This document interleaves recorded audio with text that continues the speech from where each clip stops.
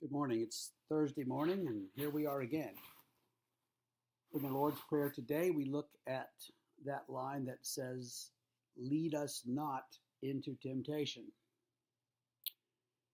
You know, the Pope got into big trouble a couple of years ago because he approved a revision that in English would be, "Do not let us fall into temptation," which he thought was more accurate theologically.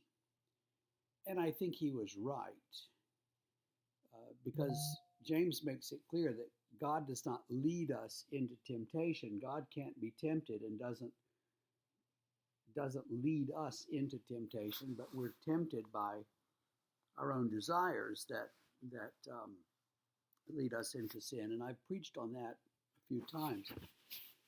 So I think the Pope has a point. Um, the Greek word does mean something like lead, but I'm not sure that you can translate it that way accurately if what you're talking about is God leading us into temptation, as though God dangles things out there hoping that we will grab them or not. So there's one issue. But don't let us fall into temptation. Keep us safe, God. Keep us away from the things that tempt us. God knows our desires and our makeup very well, and God knows the things that would tempt us. And so, God, keep those away from me. I might seek them out sometimes or something, but protect me from the things that will tempt me. That's a good thing for us to do and to pray. We just prayed, "Forgive us our sins as we forgive those who sin against us," and now we're saying, "Keep us away from temptation and deliver us from evil," which we'll talk about tomorrow. So there's a kind of a progression here.